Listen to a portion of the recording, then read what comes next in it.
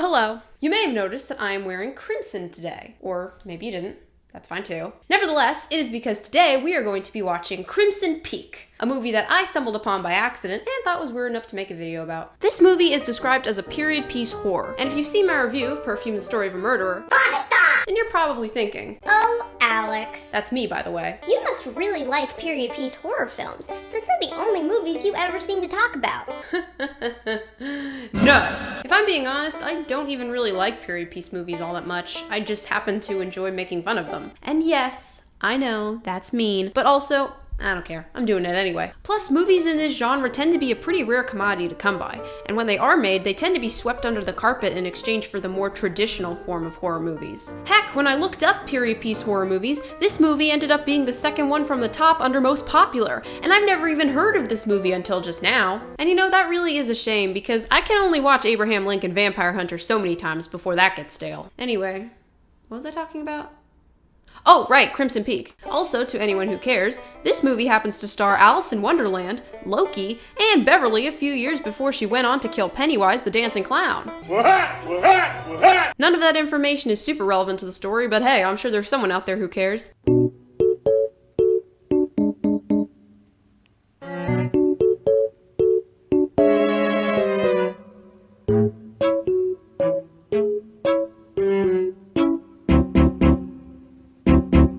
The movie opens up with a Crimson Universal logo, very subtle, because I guess this movie came out right around the time when the Dark Universe was still trying to be a thing, and I guess they were workshopping creepy logo ideas. And right off the bat, the movie ends up spoiling its ending by showing that our main character, this is Edith by the way, managed to survive whatever happened during the events of the movie. Way to go and ruin whatever suspense I might have had about what could happen to our main character movie. Now we flash back to when Edith was a little girl and find out that her mother had died, and what's worse, she never got the chance to say goodbye. Very sad. Except it's not, because as we soon find out, Edith here has the ability to see ghosts. And later that night, her mom ends up stopping by for a visit, and to give Edith a warning, in just the most terrifying way possible.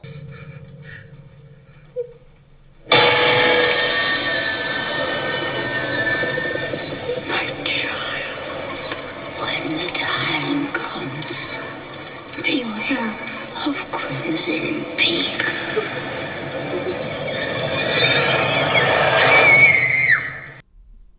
Yeah, I mean, I suppose if I was dead and I wanted to give a ghostly message to a small child, jump scaring the kid is the way I'd go about it too. Also, how does Edith's mom know about Crimson Peak? Edith looks 10 in this scene, and the main events of the movie happen when she's an adult. Is Edith's mom psychic or something? Also, why is she being so vague? Beware of Crimson Peak? No 10-year-old's gonna know what that means. No one's gonna know what that means. Be more specific. It's not like you have a time limit here. You only disappear when Edith starts screaming. And if there was a time limit on how long you could talk to her, then you should have taken more time to give a better warning, instead of, you know, scaring the crap out of your young daughter. Flash forward a couple of years, and now we get to see Edith as an adult. She's an aspiring author who's hoping to get her manuscript published. We also now get to enjoy some of this completely natural and totally unforced dialogue.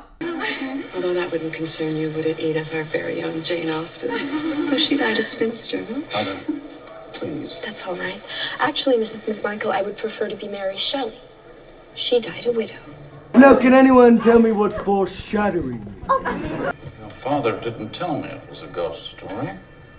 Oh, it's not. The ghost is just a metaphor for the past. Man, this movie really just loves slapping you in the face with all of its deep inner messages hidden throughout the story right off the bat, don't they? This movie is rated R, but it feels a lot like the writers think their audience was going to be children, since they're pretty much laying everything out for us right off the bat. Don't worry, movie. I can figure out all the deep inner meanings and symbolism without your help. I've taken an English class before. Now we're introduced to this guy, Sir Thomas Sharp, who has a meeting with Edith's dad. This guy. But before his meeting starts, Thomas here gets a look at Edith's manuscript, which certainly captured his attention. It certainly captured my attention. Ghosts. Well, the ghosts are just a metaphor, really. They've always fascinated me. You see, where I come from, ghosts are not to be taken lightly.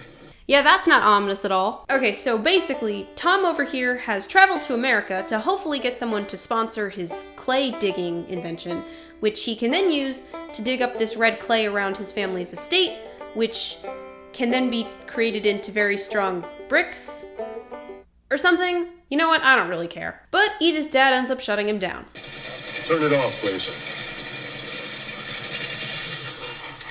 Why did he do that? Simple. There's something about him that I don't like. What? I don't know. What do you mean? All the guy did was dress like a vampire, make ominous statements about ghosts, and spend pretty much every chance he gets making goo-goo eyes at your daughter. Seems like a stand-up chap to me. Beware of Crimson Peak. Hey, mom's home! That relatable moment when your ghost mom gives you a vague warning about something that you would never be able to prevent because she wasn't specific enough.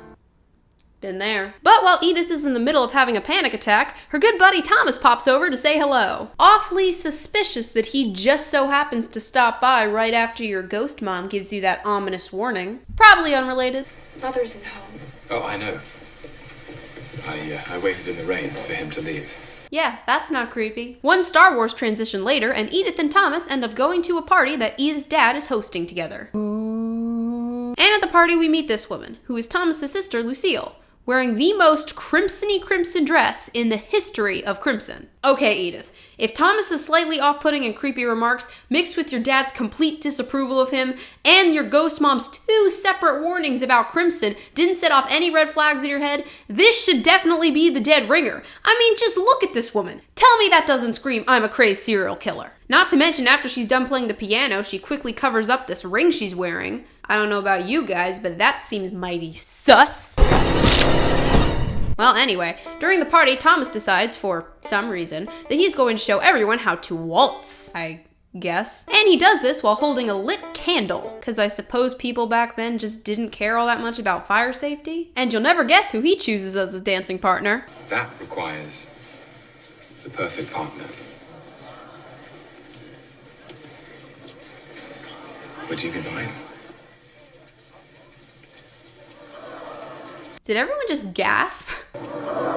What a weird thing to do. Why did everyone gasp like that? All he did was ask her to dance.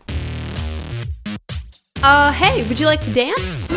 What? Would you like to dance? Why would he ask her if she'd like to dance? This is appalling. Back in my day, we never danced. Guys, I think I'm freaking out! So Tom and Edith start dancing, and I know I've been skimming past it a lot, but pretty much this entire time, the movie has been giving some pretty heavy-handed hints that these two like each other. The reason why I've been skimming past it a lot is because for the first 30 minutes or so, pretty much the only thing that's happening in the movie is them just establishing that they like each other. So to speed things up, here's a montage.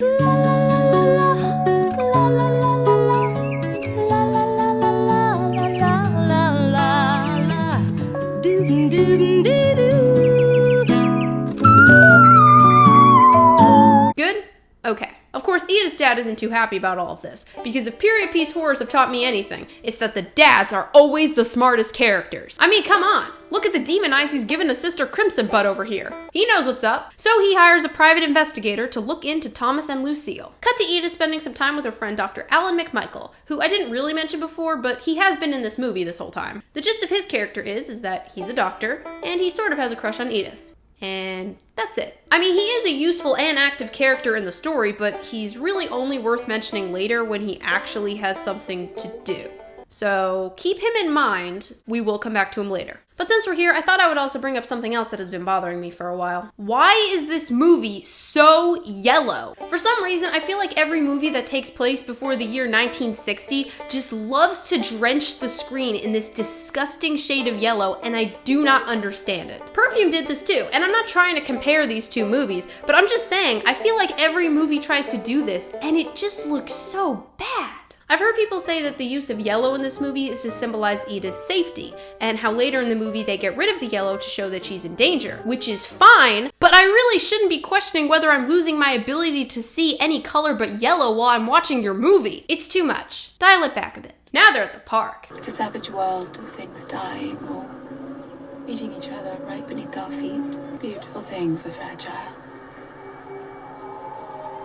Can you stop rubbing bugs on your face? That is so gross. So gross, Lucille. You see, if this was me in Edith's place, I have extreme entomophobia, the fear of bugs. So I would have been sprinting down the road screaming my head off before this woman ever got a chance to throw any butterflies in my face. I mean, look at them. They're twitching and everything. Gross. Not to mention Lucille is over here giving off a ton of red flags with her whole butterfly monologue. I mean, just listen to what she has to say here. At home, we have only black moths. Formidable creatures, to be sure, but they lack beauty. What do they feed on? Butterflies, I'm afraid. Seriously, Edith! How are you not picking up on all of these red flags? You are the butterfly in this scenario, Edith! You are the butterfly!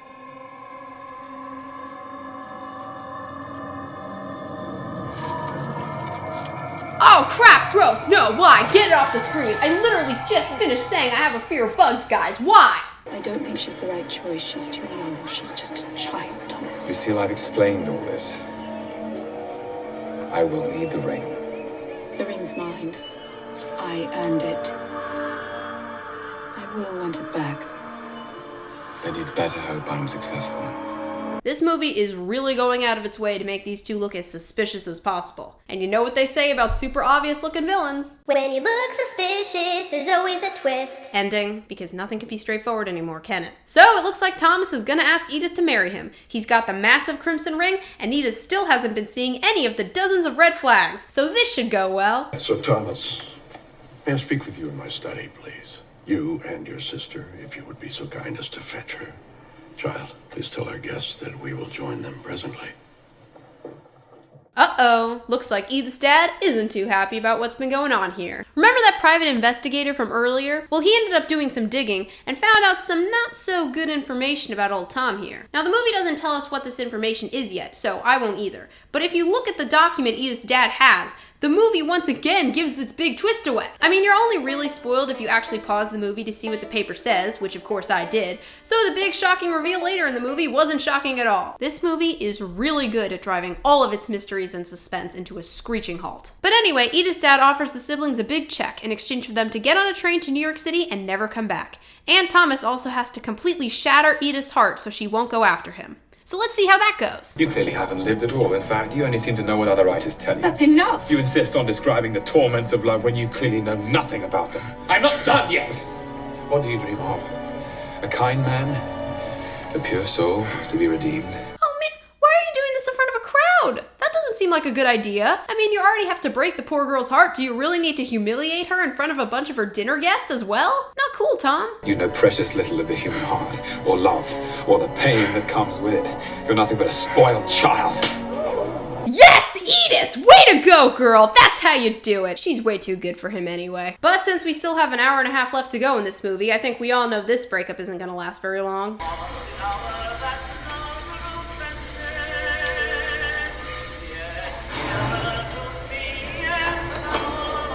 Oh no, I know what this means. He's alone in a bathroom holding a sharp knife and now he's hearing noises? I've seen enough horror movies to know exactly what this means. Whoa, what are you doing, my guy? There's an absurd amount of water in that sink. You're not supposed to let the water go past the hole in the basin. You're gonna end up flooding the whole bathroom. I mean, you can't be so reckless with your water usage. We're in 1901 for crying out loud. Think about the pipes.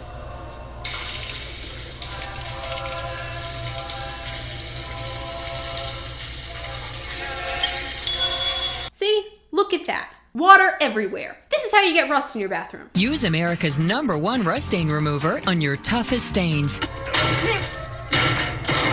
Oh yeah, also the dad's dead now. Meanwhile, back at her house, Edith receives a letter from Thomas, telling her the truth about what happened at the party. Dear Edith, by the time you read this, I will be gone. Your father made evident to me that in my present economic condition, I was not in a position to provide for you, and to this I agreed. He also asked me to break your heart. So Edith hunts down Thomas and tries to stop him from leaving, but it looks like it's too late. Edith. Oh, never mind. He's right there.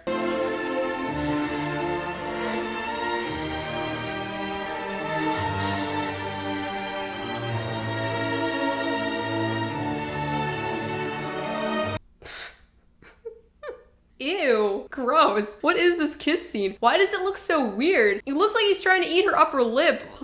Who kisses like that? Anyway, Edith finds out that her father is dead, and of course, she doesn't find it suspicious at all that Lucille conveniently left the very same morning that her father was murdered. I mean, Thomas even told her that she was gone. Lucille is gone. What are you doing, Edith? Red flags, just red flags everywhere. If they would only just stop being tangled. His hand feels cold. Why is it so cold? Because he's dead, Edith. He died due to poor bathroom water maintenance. And also he was murdered. Anyway, Edith and Thomas end up getting married, right before her father ever even gets put in the ground. Mazel tov? And now Edith moves into Thomas's house in England, where we get to meet the groundskeeper, who is implied to have known Thomas and Lucille for many years now, and after this scene, we will never see him again. Why they even bother putting him in the movie?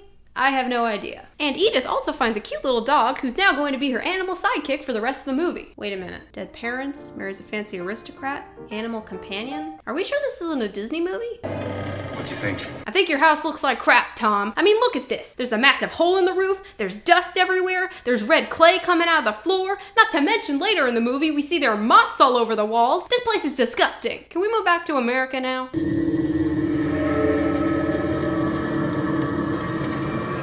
You know, I think I figured out why this movie's rated R. It's because no one under the age of 18 should be forced to look at these disgusting bug close-up shots. I mean, seriously, pull the camera back!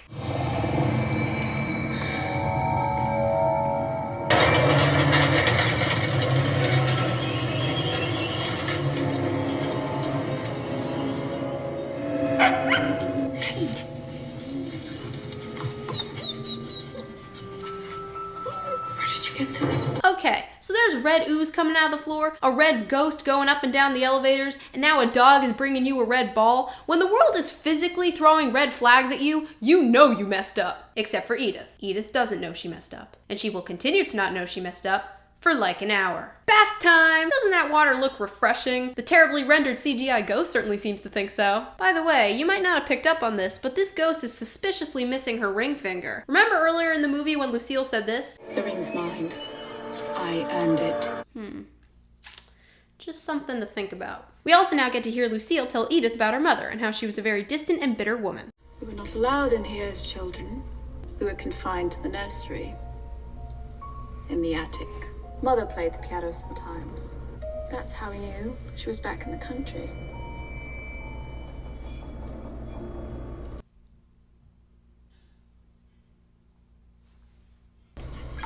Drink your tea. It'll warm you. So Edith is woken up in the middle of the night with a stomach cramp and starts wandering around the halls looking for Thomas, who's suspiciously missing from her bed. Yeah, that Thomas. I don't trust him as far as I can throw him, and I really don't trust Lucille. Look at that face while she's giving Edith her tea. You know she's up to no good. Anyway, while Edith is off roaming around the halls, she comes across something pretty spooky.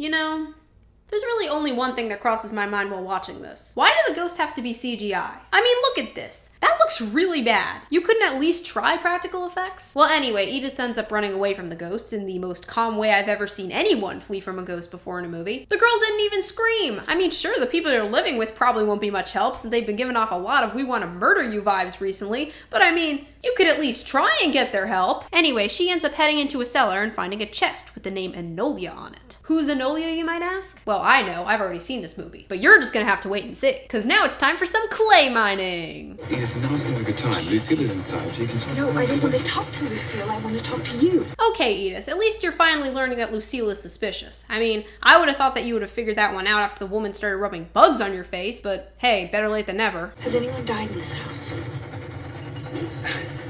Edith, the house is hundreds of years old. I've been to... Many souls have come and gone. But I mean specific deaths, violent deaths. Edith, now's really not a good time. You know, for all of Edith's faults, she's at least asking basic questions about what's going on. Because, trust me, I've seen enough horror movies to know that that is a pretty rare character trait to come by. Oh, by the way, remember when Edith's ghost mom said this? Beware of crimson peak. Well, now we finally get to know what that means. The men leave at nightfall. We'll be racing against the snow. That's when you'll find out why they call this Crimson Peak. What did you say? Crimson Peak. The ore in the red clay leads up from the ground and stain the snow. Turns a bright red. So, Crimson Peak. That's how you know you messed up. That's how you know you messed up. And we are clocking in at 1 hour and 2 minutes and 36 seconds as the time when Edith finally learns that this place might be dangerous. Well done. Later that night, Edith starts coughing up blood and Thomas is once again missing from bed. And I gotta say, Edith is pretty calm about the fact that she is coughing up blood. I mean, I'm willing to give her a pass on seeing ghosts because she's clearly been seeing them for a while now, but coughing up blood is not good, Edith. You could stand to show a little more concern. And after Edith accidentally walks into The Shining for a minute, Thomas miraculously appears out of nowhere. And where exactly have you been all this time, Tom, if that's even your real name?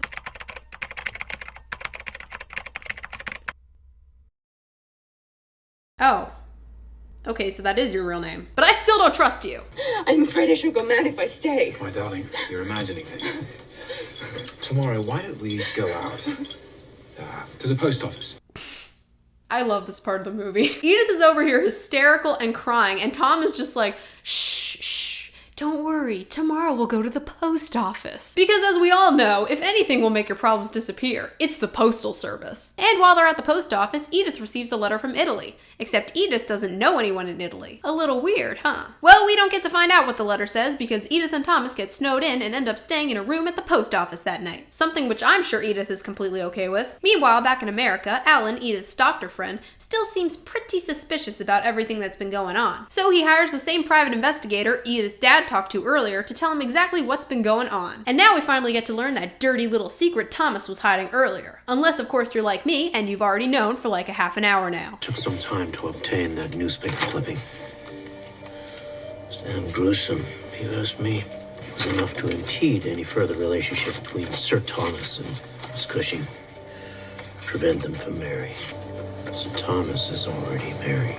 Bwah! Anyway, back at the post office. Why don't we leave? The house is all we have. Yeah, but it's not all Edith has. She has a perfectly nice and not falling apart house back in America. And lots of money. I mean, if Edith was smart, she would just recommend that Lucille stays in the house to work on their little invention thing, and they move back to America to assist from abroad. I mean, at least that's what I would recommend, but whoever listens to me. But whatever, Edith isn't thinking. She's too busy making out with her husband. At least they finally learned how to kiss each other like normal people now.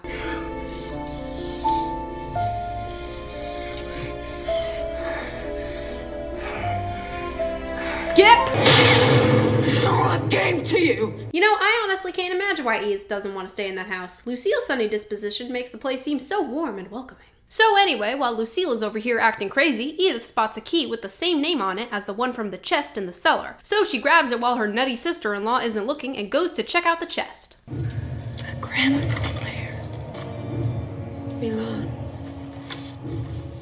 Edinburgh. You've already tried and failed to raise capital in London, Edinburgh, Milan, and now you're here. You know, Edith is still showing an astounding lack of concern considering the new information she just found. Well, anyway, let's check up on Thomas and see what he's up to. Isn't it beautiful? It's been working perfectly for an hour. Oh, we've done it. We've done it, Lucille. I can't wait for Edith to see it. Edith. I did this with you. Yes, of course you did, yeah. Did he just call her dear? Yes, of course you did, yeah. That's really weird. Anyway, Lucille ends up discovering that the Enolia key is missing, so she goes to find Edith. You didn't drink your tea. I don't feel so well.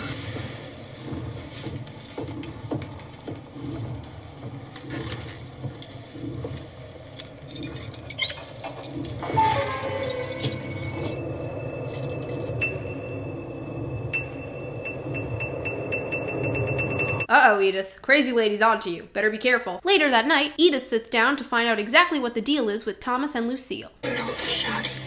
Yes. I wish I had the strength to leave, but I can't. All I want is my money to work on that infernal machine of his. I might stop recording them. I can hear them coming. They're killing me. The poison is in the tea. So to summarize, Thomas and Lucille have been marrying rich women into their family and slowly poisoning them with tea to finance their clay digging machine, which explains why Lucille has constantly been pushing Edith to drink the tea, and why she's been coughing up so much blood. Drink your tea. You didn't drink your tea. I make your tea. Medicine tea. Delectable tea or deadly poison? and Enolia was the woman who owned the dog Edith found earlier. So, that's pretty bad news for Edith. But you know what, Edith? I tried to warn you. I kept saying these guys are bad news, but did you listen to me? No. I tended Mother in this bed. Father was a brute. Broke her leg. Snapped it in two under his boot. But I cared for her. I'll do the same with you. I'll make you better. You'll be out of this bed soon. I don't like that, Lucille. I don't like that at all. Well, at least Thomas is starting to grow conscious and at least feels bad about what he's doing. Lucille, she's very sick. She's dying. Of course she's dying. She knows everything. I put the poison in the porridge. Lucille, stop it! You have no idea what they'd do. I would be taken from here. You would be hanged. We stay together. Never apart. You couldn't leave. You wouldn't. I can't. Are they gonna make out or something? What is happening right now? I don't like this scene. It's giving off really weird vibes. I can't. I know. Oh, thank God. For a second there, I thought they were gonna kiss. I'm really glad they didn't, because that would be weird. Meanwhile, Alan the doctor is making his way over to get Edith out of that house with some helpers not far behind. All the while, back at the house, Edith isn't looking too good. But luckily, one of the ghosts gives her some helpful directions. What does Edith find? Let's take a look, shall we?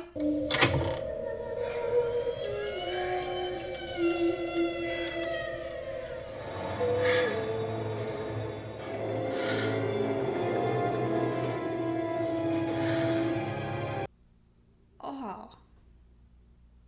No. No. You're not his sister. That's delightful. I am. I don't like that, Lucille. I don't like that one bit. But don't worry, everybody. Edith is gonna be okay, because Alan the doctor is here to save the day. Oh, never mind. He instantly failed. Also, why did she stab him in the armpit? Of all the places. The armpit? Also, I just love his face here. I mean, his expression just screams. Really? You had to stab me in the armpit right in front of my crush? Not cool, bro. But as it turns out, Thomas has a change of heart and decides to help Alan the doctor and Edith get out of there. Oh, that's nice. But to be honest, man, with your crazy sister, I'm surprised you didn't try and do this sooner. Meanwhile, upstairs, Lucille is trying to force Edith to sign the papers and transfer all of her money over to the Sharps. We also now get this lovely gem of exposition. All the women we found all had what was necessary. Money, broken dreams, and no living relatives. What about the Italian woman? Enola. You killed her baby. Don't you understand? It was mine as a child. Thomas, from my mother's cane, I protected him. And when she found out about us, well... Okay, so basically, Lucille ended up having a baby with her brother that died. Because incest babies historically don't last very long. Oh, I also forgot to mention that Lucille stuck an axe in her mom's head when she found out that Thomas and her were together. All I have to say to that is, whoever wrote this movie, I so very much hope they do not have any siblings. My father, who killed him, you should have seen his sad face when I smashed it on the sink. So it turns out, I'm assuming to no one's surprise, it was Lucille who killed Edith's father all along. Called it. But you know, Edith does not take that news very well. Yes, Edith! Oh man, she is so cool. This woman does not take any crap from anybody. When Thomas was being a jerk to her, she slapped him in the face. When Lucille murdered her father, she freaking stabbed that woman with the very pen her father gave to her as his last present to her. I mean, are you serious? Edith is a boss.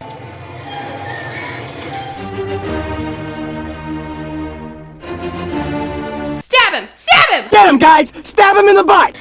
You can leave if you want, or you can wait here for me. I'm gonna get those papers back. I'm gonna finish this. Or, you know, don't stab him, that's fine too. Except there's really no reason for you not to stab him, Edith, since at this point you can't be sure that he's trying to help you. For all you know, this could be a trap! You burned them. Yes, she will live. We can leave Lucille, leave Allerdale Hall. Think about it, we can start a new life. We can all be together. Yeah, you know, I would not get that close to her if I were you, Tom. I mean, for all you know, you can end up getting stabbed. Why do I even try?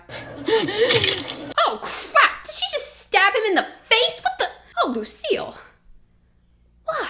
Anyway, yeah, he's super dead. And even though it is 100% Lucille's fault, she still blames Edith, who for some reason didn't escape when she had the chance. I mean, the elevator is right there, Edith. Come on. Edith is really weird because on one hand, she could be really smart and awesome, and on the other hand, she could be just so very, very dumb.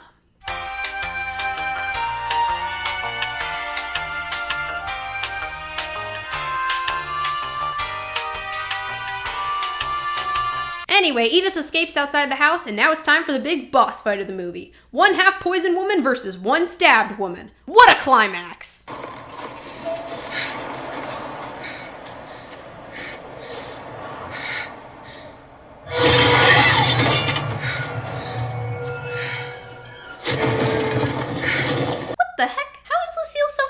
She's stabbed and wearing a big flowy dress while trying to run through the snow. This woman isn't the predator. She should not be able to move this fast. I won't stop until you kill me.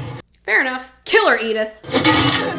Good job. I have to say though, Lucille is a pretty talented lady. I mean, not only is she good at playing piano, but she can also speak without moving her lips. I won't stop until you kill me. Or I kill you. Or I kill you. Or I kill you. Oh, also Ghost Tom is here too, I guess. Anyway, Edith and Al and the doctor end up escaping. The ghost of Lucille is still hanging back at the house, and that's pretty much how the movie ends. Oh, also Edith goes on to publish a book about what happened at Crimson Peak, so that whole subplot of her wanting to be a writer is paid off at the end. So, that's nice. Moral of the story, if your ghost mom returns from the grave to give you a warning, ask her to be more specific, because literally all of this could have been prevented if she had just said stay away from the Sharp siblings. Also, if you leave the faucet in your sink running, you are opening yourself up to being murdered. Don't waste water, people, and take care of your sinks. Don't waste water. There's none to spare. Don't waste water. Have a little care. Make some changes. Even if they're small.